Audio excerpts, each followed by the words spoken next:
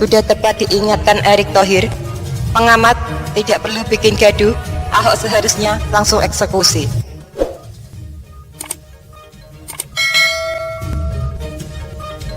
Menteri BUMN Erick Thohir dinilai tegas dengan langkah cepat memanggil Komisaris Utama PT Pertamina Basuki Cahayapurnama atau Ahok untuk memperkuat soliditas internal serta meredam kegaduhan akibat sejumlah pernyataannya di ruang publik. Direktur Research Center of Reform on Economic Peter Abdullah mengatakan, gerak cepat Erick Thohir memanggil Ahok itu sudah tepat dalam rangka memberikan teguran sekaligus menenangkan kegaduhan yang membuat tidak nyaman di internal. Menurut Peter, kegaduhan di internal Pertamina itu tidak seharusnya terjadi.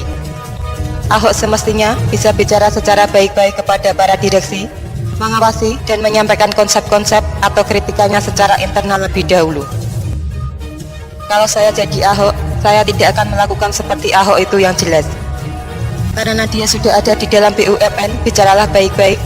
Beda dengan saya yang ada di luar. Kalau saya yang di luar mungkin perlu bikin kegaduhan agar supaya orang bisa memperhatikan saya sehingga suara saya didengar, katanya.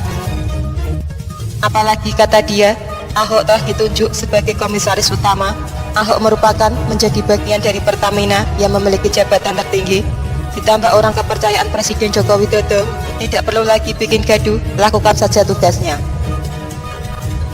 Lanjut Peter, sebenarnya apa yang disampaikan Ahok adalah benar, namun cara penyampaiannya dianggap bermasalah sehingga membuat ketidakharmonisan dan ketidaknyamanan lingkungan kerja internal Pertamina.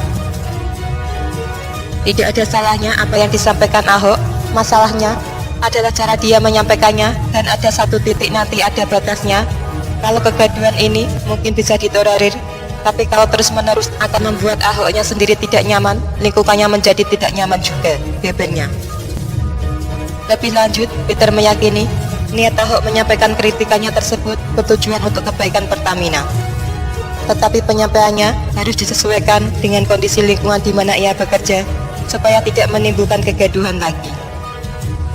Peter menyarankan Ahok untuk belajar dari kasus yang menimpa sebelumnya, yang membuat ia harus berurusan dengan hukum dan berakhir masuk ke dalam penjara.